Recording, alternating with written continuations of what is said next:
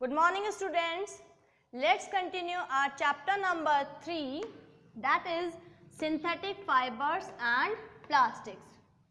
तो हमारे प्रीवियस जो लेसन्स हैं उसमें हमने पढ़े हैं what are synthetic fibers, different type of synthetic fibers just like nylon, rayon, polyester, acrylic, what are their characteristics and what are their uses.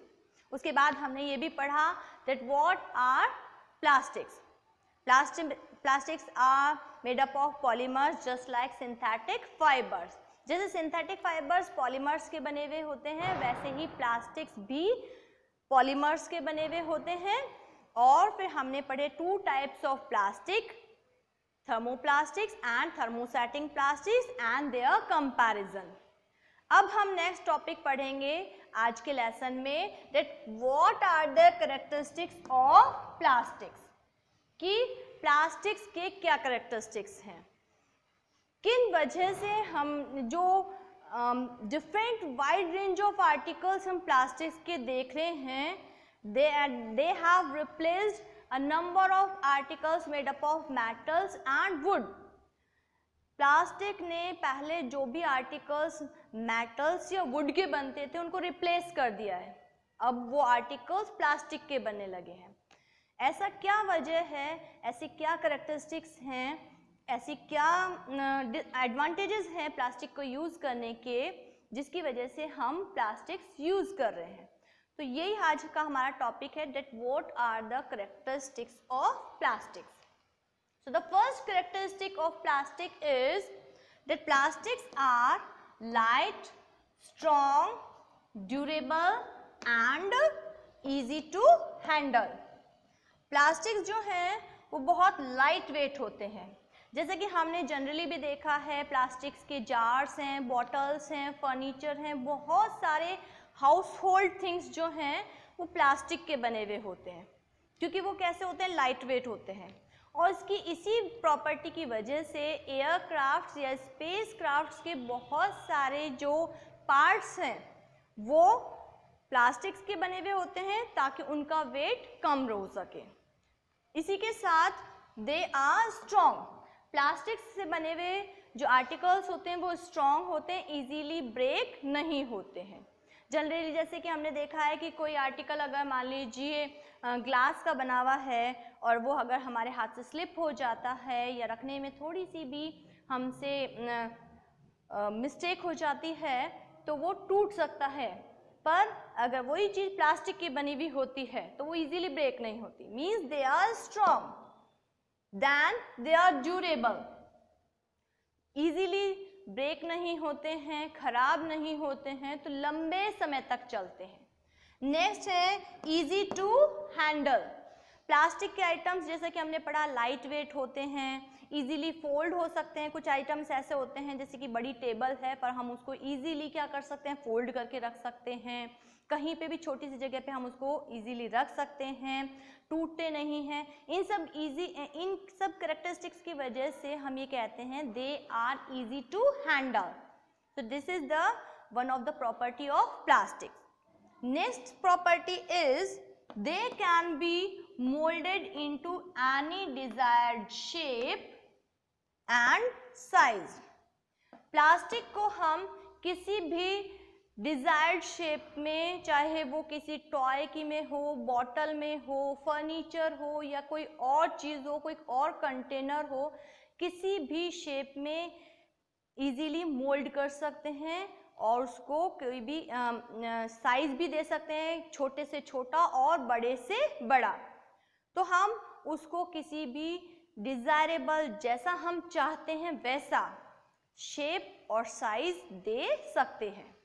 Next characteristic है they are poor conductor of heat and electricity.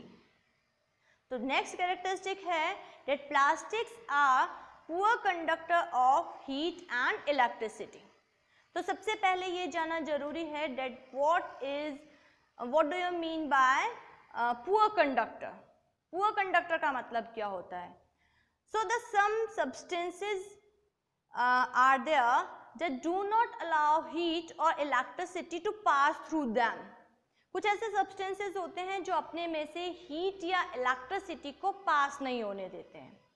इसकी वजह से ना तो वो hot होते हैं या फिर न ही अगर हमने उसको कहीं पे यूज़ किया है तो उसमें से इलेक्ट्रिसिटी पास होती है और इलेक्ट्रिक शॉक लगने की पॉसिबिलिटी न के बराबर होती है। तो इसी तरीके से जो प्लास्टिक है वो भी पुअर कंडक्टर होता है इलेक्ट्रिसिटी और हीट का, जिसकी वजह से ना तो वो गर्म होता है न ही उसमें से इलेक्ट्रिसिटी पास होती है। तो इसके बने हुए आर्टिकल को अगर हमने टच किया तो हमें इलेक्ट्रिक शॉक नहीं लगता है।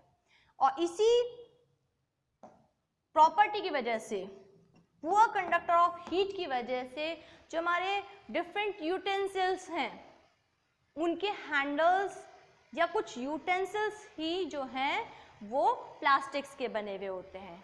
साथ ही साथ पुअर कंडक्टर ऑफ इलेक्ट्रिसिटी, तो इलेक्ट्रिकल अप्लायंसेस जैसे कि हमारे सॉकेट्स हैं, प्लग्स हैं या स्क्रू ड्राइवर्स के हैंडल्स हैं और जो हमारे कंडक्टिंग वायर्स हैं उनके ऊपर की कवरिंग है, ये सभी प्लास्टिक्स की बनी हुई होती हैं क्योंकि ये पुअर कंडक्टर होता है इलेक्ट्रिसिटी का। और यदि अगर हमने उनको बाय चांस टच कर लिया तो हमें इलेक्ट्रिक शॉक नहीं लगता है। नेक्स्ट प्रॉपर्टी है प्लास्टिक्स की, दे डू नॉट कोरोड और रस्ट और रिएक्ट विद केमिकल्स। कि जो प्लास्टिक है वो ना तो कोरोड होता है, ना रस्ट होता है और ना ही किसी केमिकल से रिएक्ट करता है। तो सबसे पहले का कोरोजन का मतलब हमें पता होना चाहिए कि कोरोड का मतलब क्या है। जैसे कि हमने कई मैटल्स देखे हैं, for easy example we can take the example of iron, कि आयरन जब एटमॉस्फेरिक गैसेस जैसे कि ऑक्सीजन और मॉइस्चर इनके कांटेक्ट में आता है तो उस पर एक ब्राउन कलर का फ्लेकी सब्सटेंस डिपॉजिट हो जाता है जिसको हम कहते हैं रस्ट, और इस प्रोसेस को हम कहते हैं रस्टिंग। तो आयरन क्या होता है, आयरन पे रस्ट लग जाती है। इसी तरीके से अगर हम कुछ अदर मेटल्स का एग्जांपल लें जैसे कि कॉपर मेटल है उसके बने हुए आर्टिकल्स हैं, या हम लें अपने सिल्वर के बने हुए आर्टिकल्स, ये भी धीरे धीरे एटमॉस्फेरिक गैसेस के साथ और मॉइस्चर के साथ रिएक्ट करके इनके ऊपर भी एक डिफरेंट कलर की लेयर बन जाती है जिसकी वजह से इनकी शाइन लॉस हो जाती है। और इस मेटल को हम कहेंगे कि इस मेटल का क्या हो गया है, इसकी क्वालिटी का डिग्रेडेशन हो गया है। तो this degradation of metals by the reaction of atmospheric gases और acids and moisture, that is called corrosion। तो डिफरेंट मेटल्स का क्या हो जाता है, कोरोजन हो जाता है। मतलब प्लास्टिक की खास बात यह है that plastics do not corrode, इस पे एटमॉस्फेरिक गैसेस का, मॉइस्चर्स का और एसिड का कोई इफेक्ट नहीं होता है। इसी वजह से हम प्लास्टिक के जो कंटेनर्स हैं उसमें किसी भी टाइप का फूड आइटम इजीली स्टोर कर सकते हैं, साथ ही साथ केमिकल्स को भी स्टोर कर सकते हैं, क्योंकि अगर हमने उनमें केमिकल्स रखे तो वो भी उसके साथ, प्लास्टिक के साथ कोई रिएक्शन नहीं करेंगे।